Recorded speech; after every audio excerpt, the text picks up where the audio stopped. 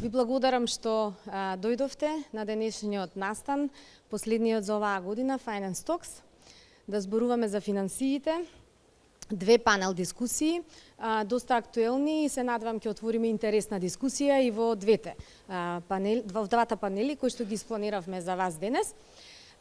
Полека јас би го отворила првиот панел и ви посакувам да ви посакувам да уживате во нашите содржини, се надевам ќе бидат интересни, ќе го задржиме вашето внимание. Што е во суштината на она што сакаме да го зборуваме во првиот панел? Имено во последните години глобалната рамка на бизнисот значително се менуваше, претрпе доста измени и некако компаниите, бизнисите добија една порака дека нели на некој начин треба да управуваат со својот бизнис на начин кој што не само создава и генерира профит, туку има импликации, односно дава додадена вредност и на општеството во кое што работат како целина, а секако и придонесуваат за заштита на планетата, односно сочувување на животната средина. Па постојат различни димензии на концептот управување. Она што во последниот период е многу значајно е неговата поврзаност со усогласеноста.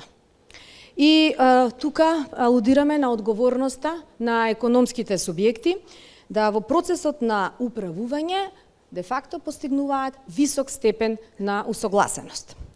Сега, усогласеноста нас ни помага да работиме по правила, да постапуваме по одредени правила, да ги почитуваме правилата и генерално да почитуваме или да се придржуваме кон неколку принципи во концептот на сопственото работење. Јас на кратко ќе се осврнам на неколку позначајни принципи кои што ја потврдуваат усогласеноста на компанијата. Да се грижиме, да бидеме одговорни во она што го работиме, без разлика дали станува збор за правила, за закони, за регулативи кои што се наметнати од страна на законодавецот во средината во која што работиме, дали се тоа внатрешни политики на компанијата, или пак станува збор за сопствени лични вредности кои што ги имаме. Да градиме едни силни организации, да градиме силни работни заедници и тука да обезбедиме споделување на добри практики и воопшто споделување на знаење.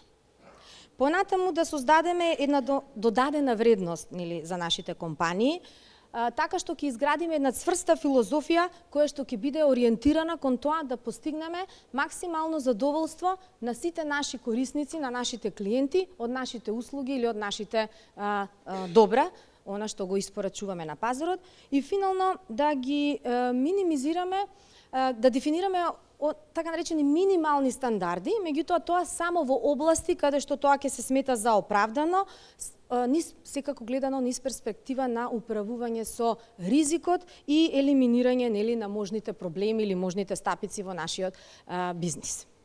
Сега, усогласеноста на компаниите дефинира што тие прават, но и како тоа го прават. Јас би сакала да дадам еден осврт кон тоа кои се концепти ги опфаќа усогласеноста и тоа ќе го поставам низ перцепција на една компанија, на групацијата ЕОС, која што е и организатор на денешниот настан. Па тука ќе ги издвојам, например, конфликт на интерес, корупција, подароци, приватност на податоци, измама, информацијска сигурност, усогласеност со трети страни, антитрусно здружување, спречување на перење пари, корпоративна социјална одговорност. И токму сите овие наведени области или концепти го дефинираат управувањето во компаниите, неговиот опсег, неговиот дофат, но во главно и неговиот фокус. Сепак, реално светот околу нас и не е така црно-бел и е многу тенка границата за тоа да може да кажеме дека ние може да постигнеме максимална усогласеност или усогласеност во апсолутна смисла. Кога зборуваме за усогласеноста, понекогаш дури перцепцијата низ која ја гледаме усогласеноста е многу важна. Па така, во последно време, тоа ни го носи концептот ESG, Environmental, Social и Governance, кој што како концепт даде едно ново светло на поимот управување и на поимот усогласеност. Успешно, можам да кажам, втемелувајќи се во неговата дефиниција.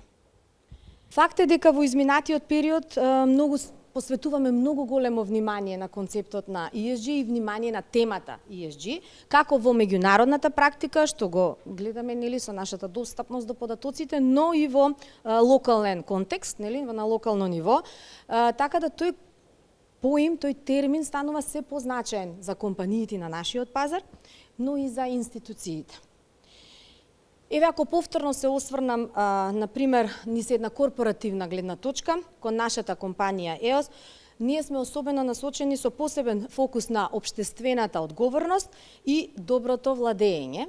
И во фокусот на нашето работење се елементите social, социјално и governance управување од онаа рамка на ESG која што ја познаваме, па затоа се трудиме да нудиме различни и да креираме можности и различни иницијативи на домашниот пазар кои што ќе понудат на некој начин посебен експертски увид на оваа тема, како што впрочем е и денешниот панел. Околу предизвиците со кои се соочуваат компаниите од овој тип, во деловната средина во која што ние работиме, во земјава, промените кои што сакаме да ги видиме како компании, ќе разговараме денес со нашите панелисти на нашиот прв панел и ми представува задоволство да ги поканам на сцената. Господја Антје Ванделт, директорка на АХК во нашата земја, дел од мрежата на германски комори со надлежност и за Косово и Албанија. Хај, Антје. Господин Даниел Браун, раководител на канцеларијата на Фондацијата Конрад Аденауер. Please join us on the stage. И господин Виктор Мизо, председател на одборот на директори на Македонија 2025. Ви благодарам за прифаќањето на нашата покана да зборуваме денес за финансиите на оваа исклучителна, интересна и значајна тема. Добре дојдовте и ајде да зборуваме. Во последните години глобалната рамка, рековме, на бизнисот се смени. Јас овде ќе направам осврт кон моето прво прашање, почнувајќи со она што Европската Унија направи на тема ESG и регулатива за ESG. Во јануари 2023 година Европската Унија ја усвои директивата за известување за корпоративна одржливост, која бара од компаниите кои што се членки на ЕУ, но и на земјите кои што не се членки на ЕУ, меѓутоа на некој начин функционираат на европскиот пазар, да поднесуваат годишни извештаи за одржливост, заедно со нивните редовни годишни финансиски извештаи. И овие извештаи мора да бидат подготвени според европските стандарди за известување за одржливоста, а на 31 јули 2023 година Европската комисија го усвои првиот сет на стандарди за известувањето за одржливост. Овој сет ќе стане закон и ќе се применува во сите 27 земји членки на Европската Унија. Компаниите ќе треба да известуваат во согласност со овие нови стандарди, нови сетови, веќе во периодот за известување од 2024 година. Делот за управување на рамката ESG ги поставува правилата, политиките и процедурите кои помагаат на организациите да ги исполнат деловните цели, заедно со истовремено исполнување на еколошките и социјалните цели. Сега затоа подетално разгледување на компонентата управување, за која денеска ќе зборуваме, од клучно значење за соработката, особено помеѓу приватниот и јавниот сектор, а тоа нас не е потребно како компании за поттикнување на некои системски промени, поттикнување на иновациите, постигнување на значаен напредок за едно поодржливо и поправично општество. Како што известувањето за ESG станува задолжително за бизнисите во Европа, неговата важност расте и во нашата земја. И сега тука неминовно при припремата за овој панел ми се наметна прашањето кој е моментниот статус на интеграција на ESG во нашите компании и дали тие на некој начин процесираат анализи на оние така наречени материјални фактори, ESG фактори, за подобро да управуваат со сопствениот ризик и да го подобрат приносот на инвестицијското портфолио.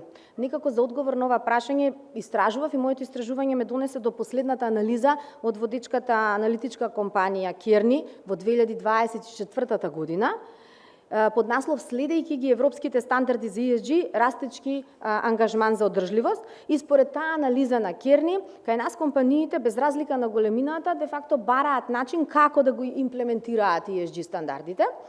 И без разлика на тоа дека не сме членка на ЕУ, тоа не било пресуден фактор во нивната одлука да ги имплементираат ESG стандардите. А друг интересен момент од ова истражување покажува дека постои многу помал интерес за целосна интеграција на стандардите на ESG во сопственото работење. А поголемиот дел од компаниите во главно се фокусираат на одговорот на потребата за поднесување на извештај. Значи се фокусираат само на делот каков извештај треба да подготват, отколку целосно да го интегрираат ESG принципот во нивното оперативно работење. Сега оваа разлика со европскиот пазар практично потенцира важноста дека наси можеби ни е потребна повеќе едукација и поголемо вложување во поттикнување на компаниите целосно да ги интегрираат ESG критериумите во своето сопствено работење. Впрочем, и затоа сме денес овде во овој состав да зборуваме за значајноста на овој важен елемент од европската економија и нормално неговата примена кај нас. Доброто управување во принцип треба да биде тимска работа, нели? Тоа сите ќе се сложиме, но сепак и лична одговорност на секој поединец и на секој чинител во една дадена средина, дали е тоа организација или општеството како целина. Споменавме дека тоа нели зависи од низа на правила, политики, внатрешни уредувања, корпоративни процедури кои помагаат организациите да ги исполнат деловните цели и на тој начин го дефинираме општественото деловно опкружување нели на компаниите. Сега дали може да дадеме една општа проценка на деловното опкружување кај нас? Се разбира, секој од своја перспектива, ќе ги запрашам нашите панелисти. Господине Браун, да почнеме со вас. Општа оценка. Каква е климата на деловното опкружување на Македонија според вашите анализи? Yeah, thank you for the invitation today. As you know, as director of the Konrad Addenauer Foundation, we are more to politics-related NGOs, so of course we are observing also the developments in the economy, but for us the political framing and the political developments that may support or develop the economy in the country are the main targets in our work. So I don't want to be too enthusiastic to say it will be like that or like that. Maybe Antje Wandelt is more competent to answer that question in general. But I would say what is a very important thing, especially with a new government, that the economy, the companies can assume or anticipate what will be the regulation or the policies of a new government. And what is very important in that regard, that there is one voice in the government. And I think due to the composition and due to the first months of the government, it is all the time a challenge to put that together. Maybe sometimes there were different voices on some issues, but I'm optimistic that that will be solved in the upcoming months, because now we have also official spokesperson of the government. I think there was also recognized that there's some more straightforward activity needed. I think this is politically also something what we are asked. Very often when politicians from Germany are coming to the country, they are asking about possibilities of workforce for Germany, and then I'm answering, well, you are not highly welcome with that kind of a strategy in the country. It's more that people maybe will politely smile on you, but nobody will be happy that you are making advertisement to leave the country. I think we all did notice the lack of workforce, and I think this is also at the moment a very big challenge for the government. Maybe unlike 10, 15 years ago, where a lot of people would have to work for the government, now the salaries in the private sector are higher, maybe working conditions are also in a different way. So behind the curtain or off the record, some government people openly said, yeah, we have an issue to recruit skilled staff for the ministries. And then we are coming already back for the initial question. We can elaborate very nice reports, what we have achieved and what the companies have done and how good is the situation. But without supervision, without inspection, I can write anything. But to have this some kind of supervision, I need skilled staff. So this is a bit, not a win-win situation. It's more the opposite. On one hand, I want to have improvement in the conditions, so rule of law, sustainability, credibility, compliance, and all this. But on the other hand, sometimes I'm lacking the people that can overview that. And I think this is something what has to develop with the new government. There must be implementation, but to be honest, sometimes also I'm lacking a bit the forecast how it can be, because the number of people that are living here is not without a limit. And I had the impression, I don't mention the name of the company, but 1.5 years ago I had a delegation from an automotive group from Germany here, and they wanted to visit some company in the automotive sector, and then the director of the factory said, no, I don't want to have more competition here, where I anyway have issues with my workforce. So if we have further investments, then maybe my workforce is under threat. What, okay, from his point of view is a logical reaction, but from the point of view of the country, it's a wrong reaction, because the country needs investments. So in that regard, I think one of the biggest challenges for the country is to keep the workforce here, to educate the workforce, because otherwise it is not a matter of the money to, let me say, to have an investment, but without a guaranteed workforce, and I think Viktor Mizo can tell about this much more than I could do, it is a challenge to attract foreign investments. And in that regard, I would say a lot of people in the business sector still are a bit waiting, what is the major strategy. I know that the government wants to have more investments. They will try to elaborate strategies and measures for that. But maybe, okay, now we are on the 4th and the 5th month of the government. It is not a short time, but it is still at the beginning, and I think a lot of people in the government understood already that there are big challenges that they have to work for.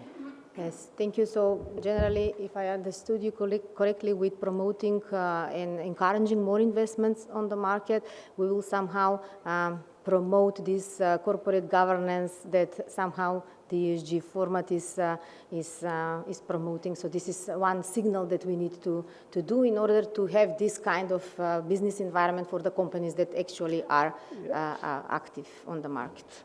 It is also a political challenge. So for the last government, but it is not a blame game. Mm-hmm. The country, to my information, had to give back 172 million to the European Union of project money that the government was not able to create projects. Behind the curtain, I know also the current government will have also a lot of challenges in the future to work with that kind of... Yes, because the governance cannot be changed overnight, so it takes time for... Yeah, but also, yes. What was the main reason? The lack of skilled staff in the ministries. Mm-hmm. So I cannot take somebody that has just made a bachelor and to ask, go and start a process for an EU project. Even the Konrad Adenauer Foundation, sometimes we are applying for EU projects from delegations in the countries. This is a project not only run by the local office, our headquarters are involved. This is something you really need experienced and skilled people. And that is something that needs time to recruit and also to encourage those people.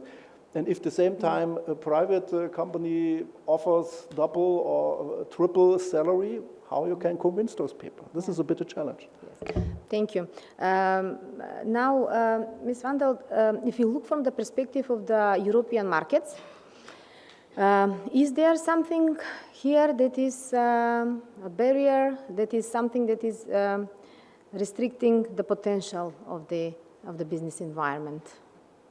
Thank you for being here, and let's start with some positive words about the business environment, because as you know, Daniel said that in the last, especially in the last 10 years, we had a lot of German investments here. We are currently talking about 200 companies with German capital and which offer 25,000 working places. So there is certain attractiveness, no? And we are realizing every year in a survey between our members, the German companies here in North Macedonia, asking about the positive aspects, obviously also about the challenges. And for example, to mention some of the most important positive reasons why, for example, a company is from Germany or from Europe is doing business in North Macedonia is on the first position, location. No? As the real estate always is saying, because it's very important for them, the fast connection, no, to the EU market, to the companies where which they are supplying. No? And this is a very important aspect, especially for in general for Western Balkan region. Also, they mention the communication, the network, the IT, the quality, for example, also of the internet network here. Our topic is energy supply and cost of energy. I know, yeah, there's some other aspect, but if we ask about the cost of energy and the disponibility, it is a really a positive point for them. And very important, but also today a new challenge is productivity and motivation of the employees here in North Macedonia. Good people, but difficult to find. Yeah. Now, also the quality of the local suppliers. This is also a very important aspect, because most of the investors are working also with local suppliers here. And in general, still also the labor costs, comparing, for example, with Western Europe. No? But if we are checking on this, we have to mention that there are also new challenges regarding some of these positive aspects, especially the energy supply, and there we are going to ESG, because if we are asking about green energy or green energy matrix, when a company have to comply to show to the supplier, yes, my energy matrix is 80% green, it's difficult, or it's impossible currently in North Macedonia. And also next year, in 2026, we'll start CBAM. Also, you have to show, especially some industries here, for example, the metal processing industry, metallurgical companies, they have to show to their clients also the reports of the emissions, yeah, and this is not only, and in general, the part of the emissions the company is producing is low, is more regarded or more related to the energy supply, and this is finally also depends on other stakeholders here in the country. And as Daniel mentioned, obviously, the availability of skilled workers. But today we are not only speaking about skilled workers. In general, to find workers. Yeah. To mention, 1 week ago, I was coming back from a private trip from Vienna, and to Skopje, and I was waiting there before the flight will start. Hearing people speaking Spanish. I worked in Latin America before I came here, so I was very attentive Spanish, but not only one, a lot, yeah. In the plane to Skopje, maybe it's not the right room here, the right waiting room. Maybe they changed the number of the waiting room. No, these people went to Macedonia for work, yeah, for company here in North Macedonia, because this company cannot find enough people here, in this case also skilled people. So they try people from other companies in other continents, if you want, to work here. And this is really a situation we have to worry about. Thank you. Господине Мизо, каква е вашата оценка од перспектива на меѓународна компанија? I will speak English today just because it will be easier for the fellow panelists to understand each other. First of all, thank you very much for the invitation. And a lot of things were already mentioned by Antje and Daniel, but what is important for us is, as a foreign investor that is present here, not only ourselves, any company that is here, how we compare what's happening in the country versus other locations we are currently operating, because we have to think outside the box. For us, this is not the only option. We can be in other places. So therefore, we have to decide whether what is happening here is conducive to the needs of us as foreign companies. Not only everything that was mentioned before, infrastructure, energy cost, availability of people, skill levels, etc., but at the same time, even something more above and beyond that in terms of the business environment. Is there interest from the government side to help and address the issues that we're facing, and how quickly those things are being addressed? I think the three of us over the last couple of years, we've had quite a lot of discussions on these topics. And you know, when you have certain issues that have been present for 2-3 years, we all are part of various business associations, and part of our activity is policy advocacy. And policy advocacy means that we put together the needs of our companies and we put them forward, not for selfish reasons, because we believe that whatever the foreign investors are looking for, this is very much applicable to the local companies as well. Just sometimes the local companies are not as vocal or open to publicly say this to the authorities. But we're looking for a partner, because ultimately the goal of every company is profit. But profit is not a dirty word. If we're profitable, that means the overall economy and the well-being of the people and the citizens of the country will go forward. The more money we make, the higher salaries we'll pay, the more business we'll be able to attract to this country versus somewhere else. Also, we have to be very cognizant in terms of the skills and the quantity of people. Whatever had been happening over the last 15 years, large amount of foreign companies are here that are also labor-intensive companies. In my opinion, the labor-intensive availability for attracting those companies is not existent anymore. I would say the overall absorption capacity of the country for attracting too many new greenfield manufacturing investment is very slim. But that means, how do we have to position ourselves from a standpoint of the education system, and also reskilling the people that are already working in these companies. With Antje yesterday, we were in a panel where we spoke about industry and what's happening from the industrial aspect in the country. I would say not only us, countries of Central Eastern Europe. I'm not talking about Czech Republic, Hungary, Slovakia. Labor-intensive companies don't exist there anymore. They're all gone, probably for almost a decade. But even if we see our neighborhood, Serbia, Romania, Bulgaria, those companies are losing more and more labor-intensive companies, German, American, Japanese, and they're going to North Africa. And Morocco, Tunisia, Egypt, some of these countries have over 100 million people. More than 70% of their population is young population that speaks multiple languages, French, Spanish, etc. So therefore, we have to understand what is our competition, what we have to do in order to be able not only to retain the companies that were here, but to ask the companies to bring more technologically advanced activities.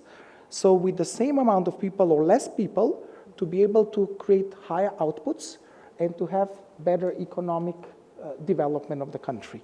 And that's the only way for a small country in our part of the world to retain competitiveness. And therefore, I believe the dialogue with the government, how quickly many of these policies will change. Policies in terms of getting work permits and residence permits for expats. That's been a sore point, I believe, for the last 15 years. I think sometimes it's easier to get a US passport than to get somebody from India who is a skilled engineer to work here for a company, just because how many hoops you have to get through in order for that to happen. But even other simpler things, on the way to the European Union, harmonization of custom duties. We still have some archaic custom duties from the days of Yugoslavia, and we're nowhere close to the economic potential and the production capacities that we used to have at that time. So therefore, there is nothing to safeguard anymore, and all of these new components nowadays come from Asia. So if European Union has very low duties for those inputs, and we do not, we are automatically not competitive. Also, we have to understand artificial increase of minimum wage just for the sake of politics, in my opinion, is not the right thing. It has to go hand in hand with productivity. And productivity has to be above and beyond, because otherwise our headquarters are always comparing. When we tell them, oh, this year we have to have salary increase by 15%. They're like, fine, show us 20% better output, because otherwise they will not give us certain products to be produced here, but they'll go in a different location which can show a better ratio of productivity versus costs. So that's why we should not look inward in a shell. This is not the center of the universe. We have to see what is the competition and how we have to somehow address what is the competition doing in terms of business environment, competitiveness, and being conducive to creating, let's say, an investment climate that would create further investments and also would help the companies. And also working with local companies. I don't want to make a difference between foreign and domestic companies. In many instances, we want the inputs from the local companies, but the local companies sometimes do not have either the skill sets, the financing, the knowledge, or the quantity and the quality that they have to produce based on our needs. So we have to work hand in hand with them, with academia, how to improve all of these things. This is not a short-term scenario, but many countries, small countries, have done this across the political aisle. They don't care how many, whether it's 4-year government and then something changes. This has to be a long-term policy, and sometimes look at Ireland. Ireland, 45 years ago, they were eating potatoes. They were one of the poorest countries in Europe. Ireland today is the third highest GDP per capita in Europe, behind Norway and Luxembourg, and I don't think Norway and Luxembourg should be really a fair competition because of natural resources of the type of their economy.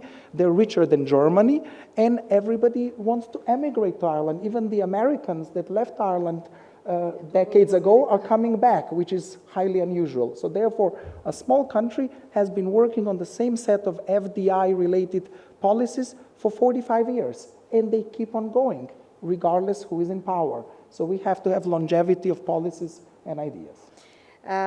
Значи, она што е факт е дека ние во Македонија немаме таква специфична законска рамка и регулатива со која јасно и систематски се покриваат сите овие аспекти кои до сега ги зборувавме. Единствено кај нас некој код за корпоративно управување за прв пат се бара од компаниите од македонската берза. Тие имаат поставено некој таков код и тоа некако се однесува само на оние компании кои котираат на македонската берза. Така да некако имаме недостиг на грижа за темите на ESG во процесот на одлучување, известување и така натаму. Ако се вратам повторно на анализата на Керни, високи 75% од испитаните компании беа соодветно представени во поглед на нивна севкупна бизнис стратегија, бизнис план, начела на работење и така натаму, но само 4% има висока оценка во поглед на примена на ESG критериумите во нивното работење, втемелување на тие ESG критериуми и фактори. И значи имаме голема разлика во однос на она што се случува со ЕУ, па од тука можам да заклучам и оваа разлика што господинот Мизо ја кажува во однос кога се соработува со локални компании версус кога се соработува со компании од европскиот пазар. Сепак имаме болни точки, нели, за компаниите кои бараат развој точно на овој пазар. Од тука и моето следно прашање до господин Браун, дали компаниите на локалниот пазар според вашите анализи и испитувања се транспарентни и одговорни и кои се тие болни точки што ги имаат во овој процес? Well, it is. I don't know if I'm the right one to answer that, because this is quite a special question. But I can tell you something what is happening with us as the office of Konrad Addenauer Foundation here, because sometimes you are also considered like a local company because of our local employees. We had a very interesting talk about data security, on sharing data, that, for instance, a company here is allowed to deal with data that comes from companies from the European Union, or if we have business with the European Union, then we should provide a system how to protect this, or how we can guarantee that that kind of data is safe here. And well, it is somehow out of the scratch. I must say that, okay, maybe for us it's easy because we have a general policy in Germany how to deal with that, and even that is sometimes a very, very difficult job. As an employee of Konrad Addenauer Foundation, I have right now 4 times a year mandatory trainings, online trainings on that, because it became that violent. CAS almost had to pay in 1 year 250,000 euro fine for some violation of the data protection ruling. So what is even for a German company a challenge.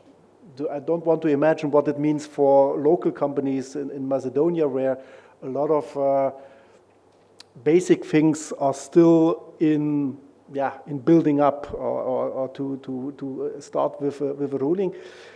I think here it is a very important task for the government and politics to make or to raise awareness among the companies. If you are not fulfilling those requirements, then certain markets will be closed for you, because you are not allowed to deal with certain things. And it is the same for those compliance issues, for all those requirements that are mandatory or somehow normal in the European Union, and here still not fully applied. It is something that must be improved. It's an easy talk to say it must be improved, but I think if you want to have further business with European Union, and European Union is very keen on that, then you have to fulfill that. On the other hand, and I see this also as a challenge, as I said, the country had to give back 172 million from EU funds. So now we have the growth plan from the European Union. This also means you have to guarantee certain requirements in tenders and everything. We had shortly here this discussion, Corridor 8, Corridor 10, how to shift funds and what are the requirements to make a new tender. So we see already that there's a lot of tasks pending and tasks to do. And that's why, from that overview that I have, I would say there's a big challenge ahead for the local economy, especially when they are small companies. Мис Ванделт, која е вашата оценка?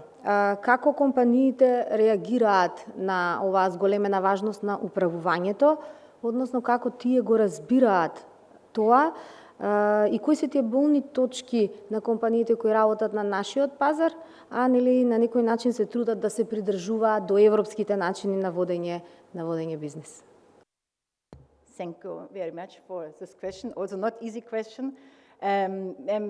Since I arrived in Macedonia 1.5 years ago, I think it's more visible. There's more discussion about ESG. There's more knowledge. But if you visit the companies and you ask about if they have a strategy or if the business plan include also the principles of the ESG,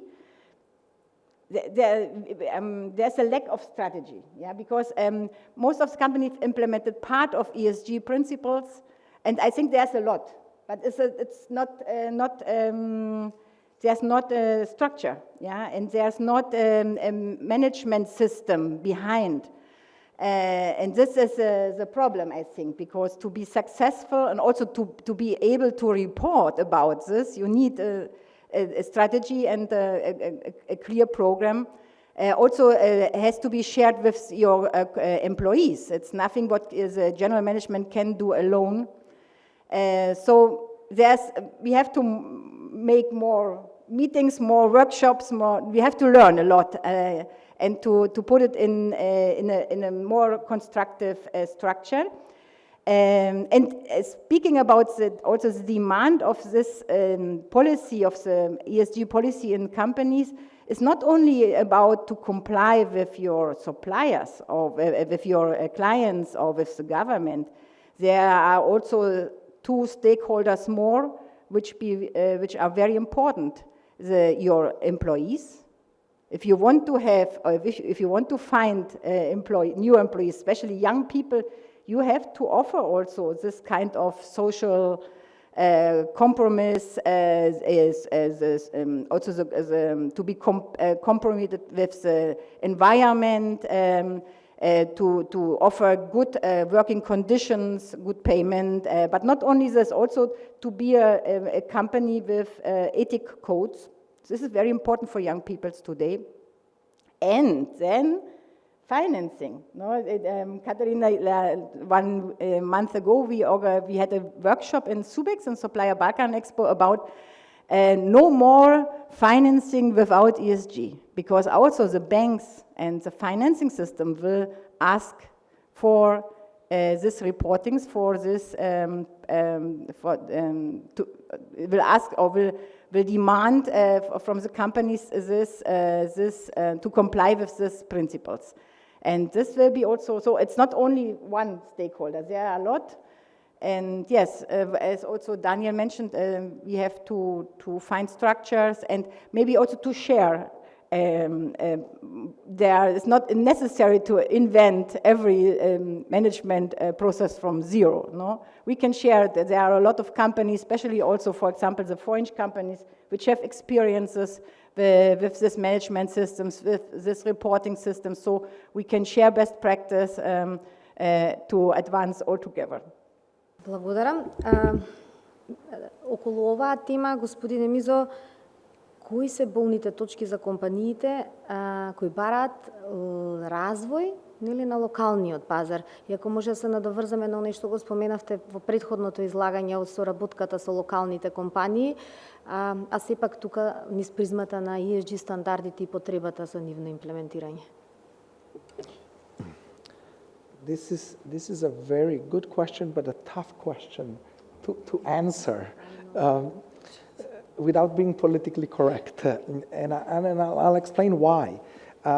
ESG as a concept is a relatively new concept, even though I personally started my career 30 years ago in a large, I think at the time, the largest industrial company in the world that was listed on the stock exchange. So in the past, companies that were listed that were either in the defense sector, in the financial sector, or in industry had various aspects of ESG, even though it was not called ESG.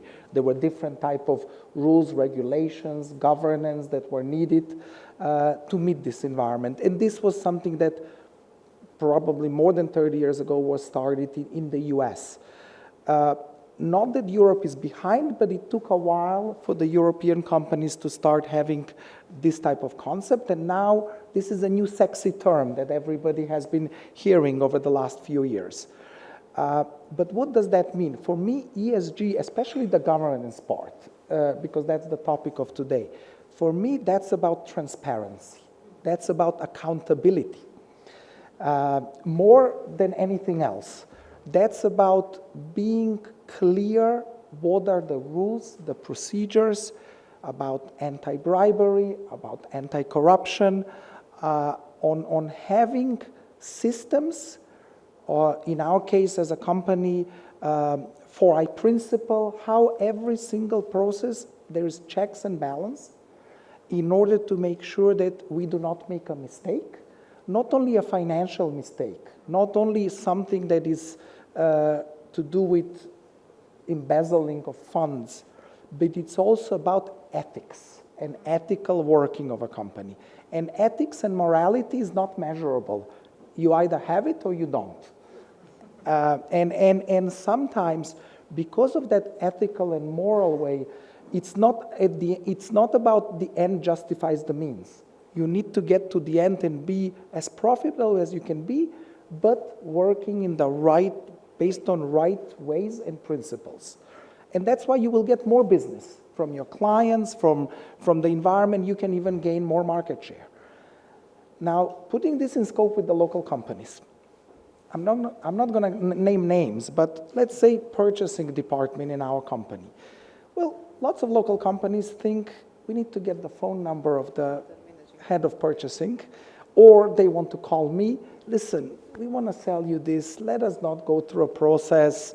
You have, it doesn't have to be a tender. We are not a government agency, but we have to have a process from buying anything, from buying water to buying anything else. When I say local, I'm going to expand it to regional companies. Let's say radius of about 1,000 kilometers. So 1,000 kilometers includes Turkey on one end, and even countries of Central and Eastern Europe that are EU members. I would say 70% of those companies, if I have to be 100% by our governance standards, we should stop talking to them after the first 5 sentences of their initial phone call or email or any type of direct communication. Because first of all, they don't even understand that if you put it in writing in an email, it's gone. That stays there forever in the system. I cannot delete it. If somebody said, listen, if we agree on this, there'll be something for you, that's it, done. It doesn't matter whether I'm listed on a stock market or not. That email stays forever on some cloud, and even 20 years after I leave the company, somebody can get that email and find out what has happened.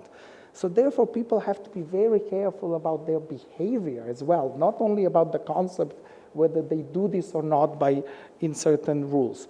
But I think here, the governments should set the example, how to do things. And that's why initially I said it's about accountability. Accountability of somebody playing by the rule or not playing by the rule.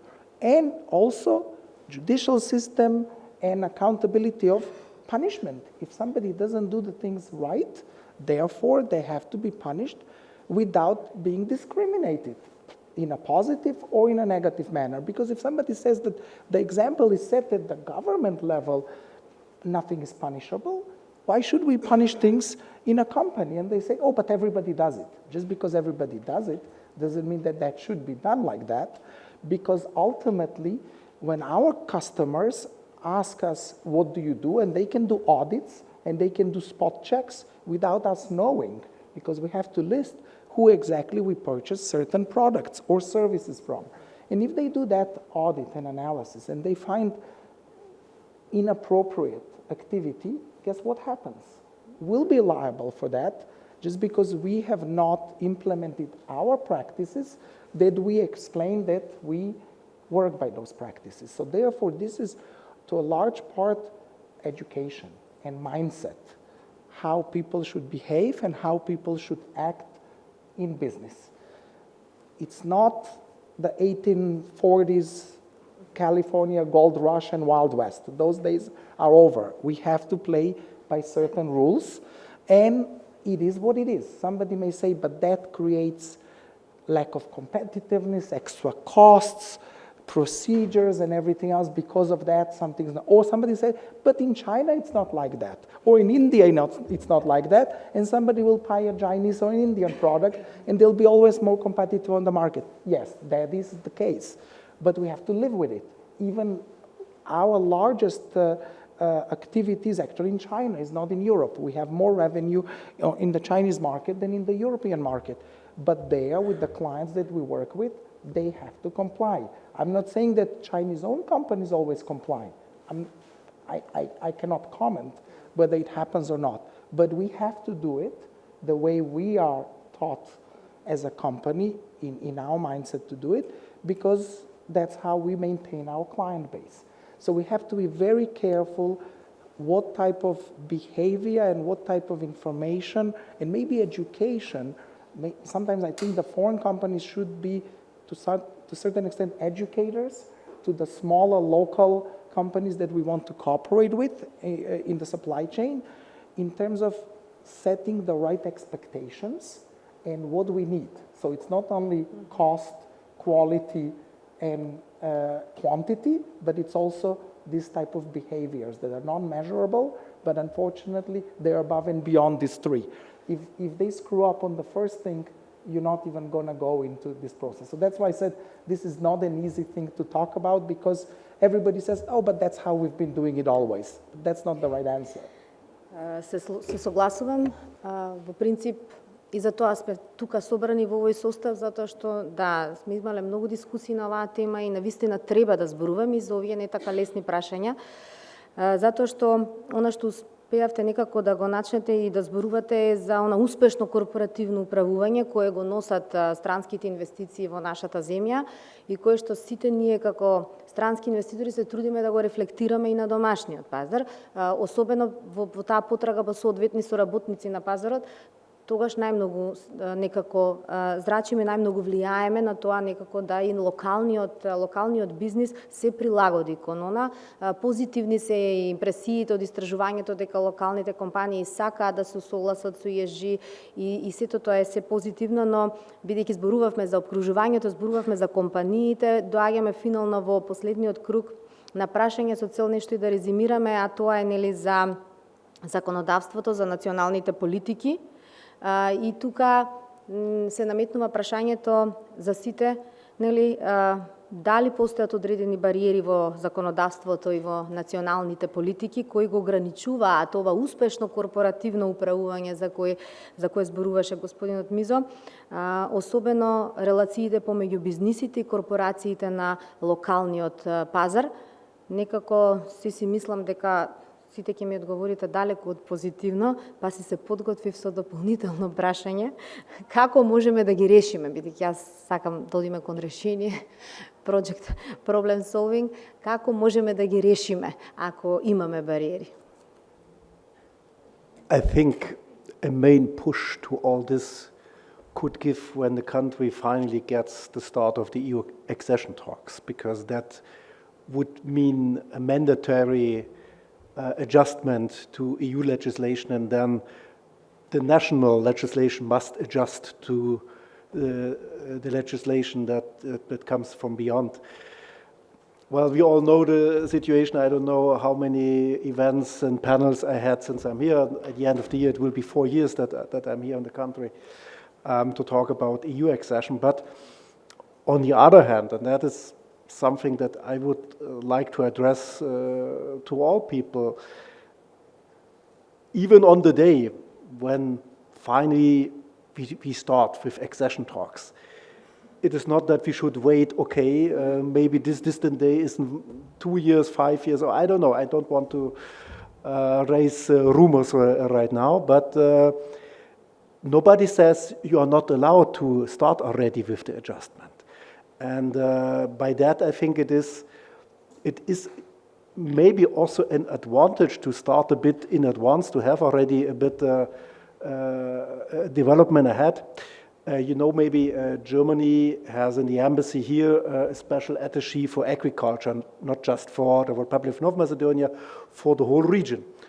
And I had a talk with him some months ago, and he told me, yeah, very likely for agriculture here, when we are talking about wineries, there are a lot of subsidies, protecting measures for the market.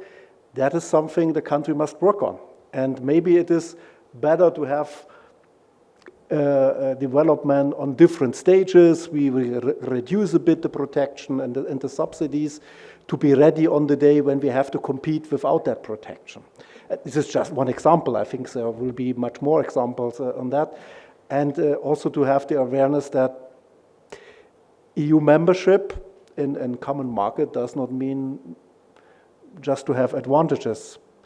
The competition will be tougher in some areas where, and maybe the economy and the country must look for the ways where the more beneficial one can substitute or even improve, or that the chances are higher than the points or the areas where maybe something has to be changed, what is not that easy. But that transitional process will come without any doubt. So if I have the legislation now or later, it doesn't matter.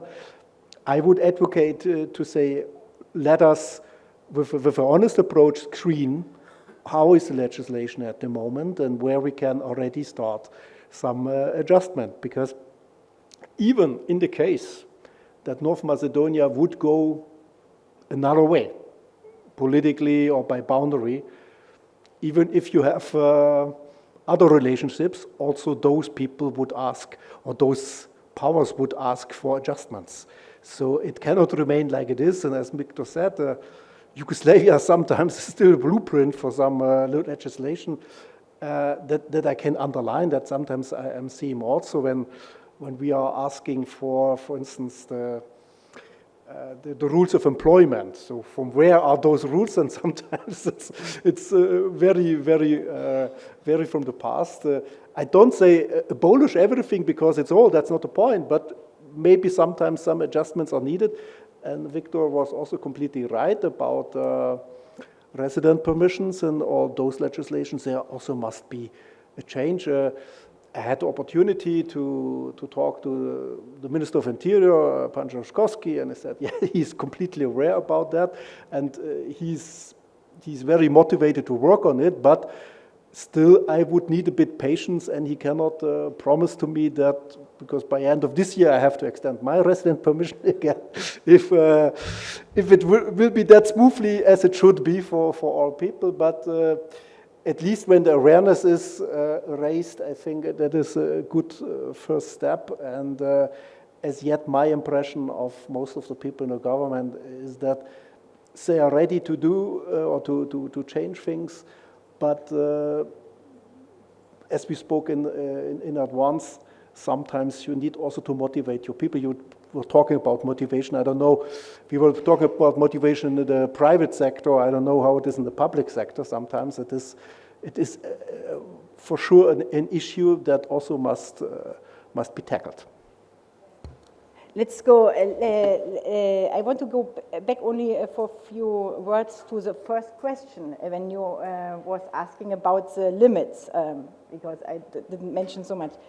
And also in our survey, only to mention fighting corruption, not enough fighting corruption, legal certainty, lack of legal certainty, efficiency of public administration, or less efficiency of public administration, and less transparency in public tenders. So this is what the German investors mention as really challenges and limits, and this is very, very close related to what you are asking for.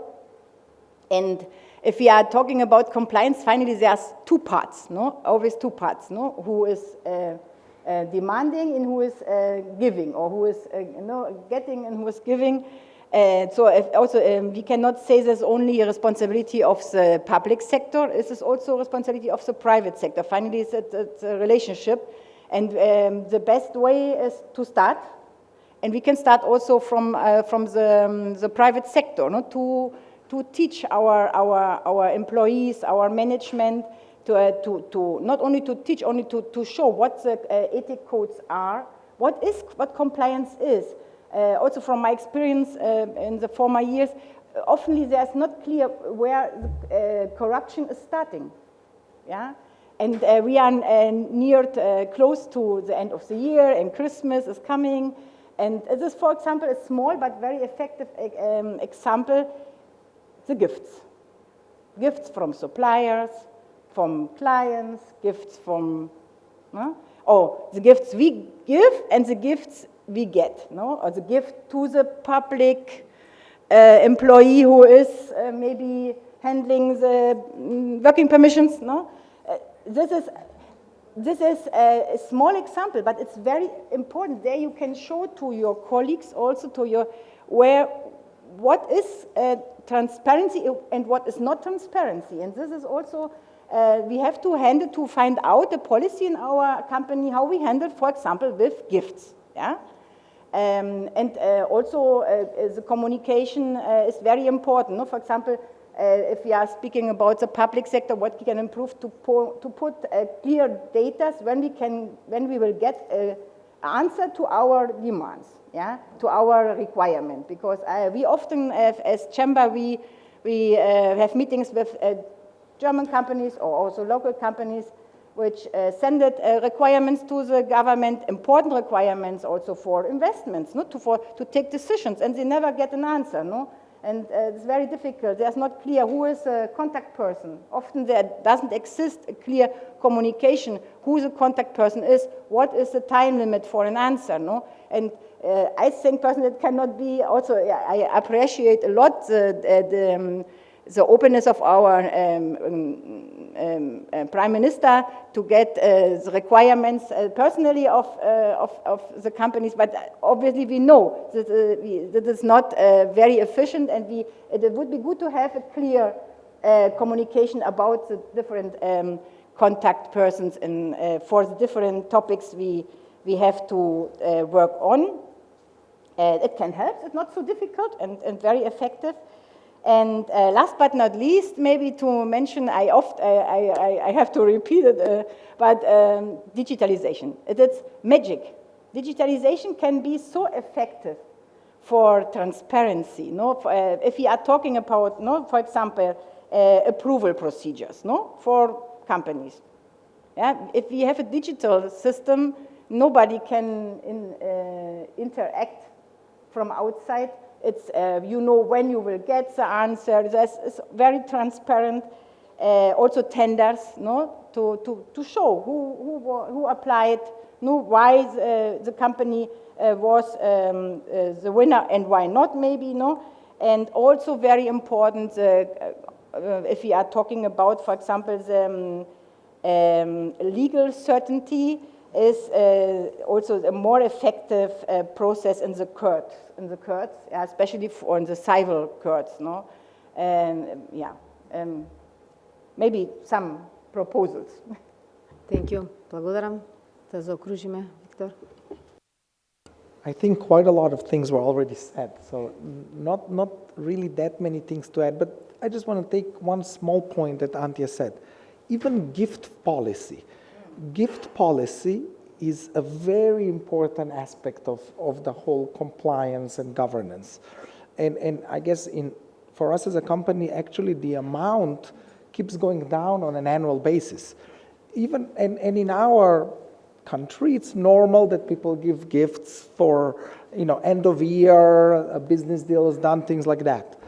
When your gift policy is 30 euros, bottle of whiskey, no good whiskey, no decent whiskey costs less than 30 euros. So therefore, you either have to return it, or I cannot drink with my fellow workers at work. So therefore, people need to understand that these things, or business lunches, even simple things like this, business lunch, unless it's explained in advance to somebody who is a compliance officer within your company, who are you going to lunch with?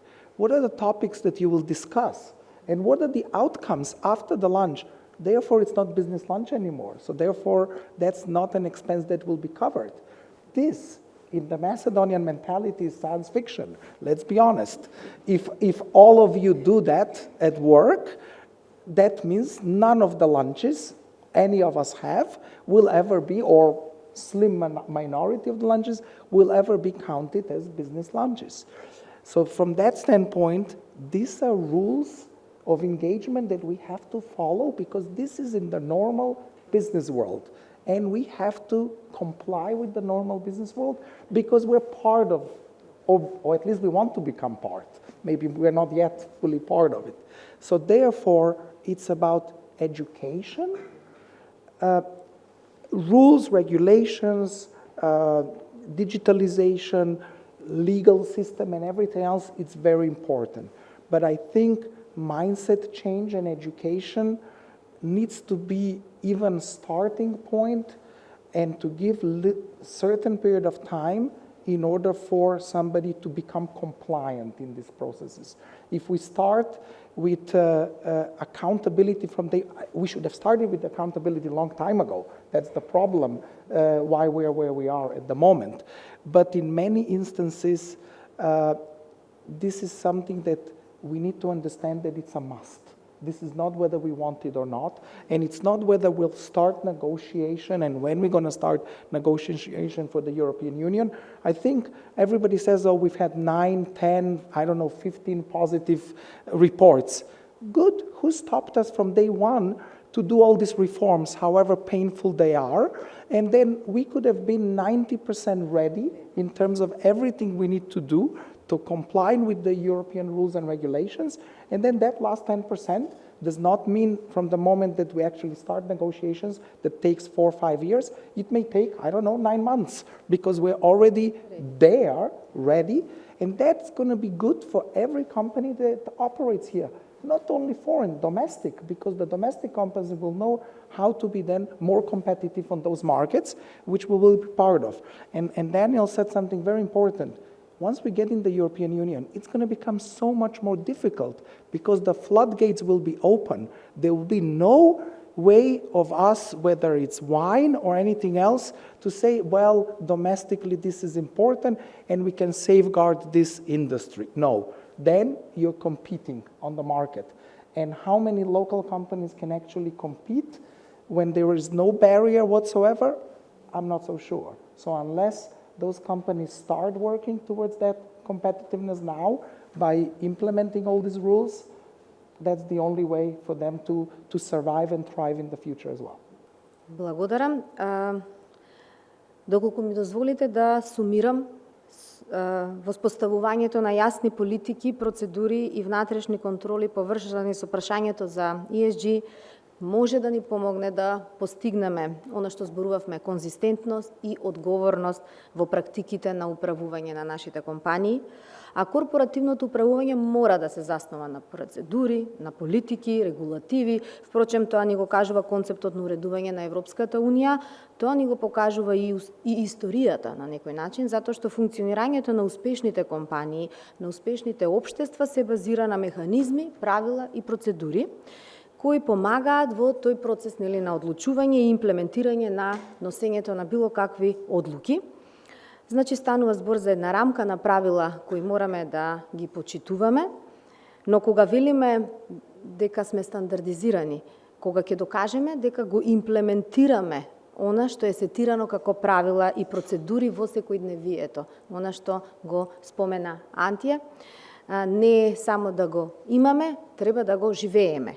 Така, од тука секако дека треба да ги оцениме регулативите, политиките и процедурите како корисни во процесот на корпоративното уредување, се додека ги имплементираме во нашата практика. Од една страна, ти ни докажува дека компаниите работат по принципи кои се генерално прифатени, но од друга страна па составаат и предуслов да компаниите создаваат своја корпоративна култура, која ќе ги одбележи како компании и ќе ги разликува од сите други играчи на пазарот. Јас сметам дека можеме да заклучиме од оваа дискусија, компаниите треба да се охрабрат кон имплементација на политики и стандарди во своето работење, без разлика дали станува збор за нивни, лични или па имплементација на ESG рамката, како рамка која ќе ги однесе во насока на севкупно подобрување на нивните резултати. Бидејќи пак ако се реферирам на анализата која што ја споменав, де факто е докажана позитивната корелација на постигнување на подобри финансиски резултати за компаниите кои се стандардизирани на еден ваков начин. Но исто така, мораме да заклучиме дека она што спречува како компании успешно да ги имплементираме овие практики во праксата е не подготвеноста на околината, на теренот во кој што делуваме локално. Често пати наидуваме на недооформени законски решенија на локално ниво или нивна неусогласеност, дали целусна или делумна со она кое што го уредува Европската Унија преку своите европски директиви. Па од тука многу пораки, за органите на управување да помогнат во овој процес, јас и тоа го чув, да доуредат, да консолидираат затоа што бизнисот има една јасна потреба од една јасна рамка на обкружувањето во кое што ќе делува и во кое што ќе ги остварува своите резултати. Со ова, јас би ја затворила оваа панел дискусија. Им се заблагодарувам од се срце на моите панелисти денес. Имавме одлична дискусија, впрочем ништо не очекував и помалку од тоа. Ви благодарам, навистина се надевам дека ќе имаме одредени резултати и јас ќе се потрудам да имаме и една така наречена follow-up средба да видиме што е направено по она што го дискутиравме денес. Ви благодарам.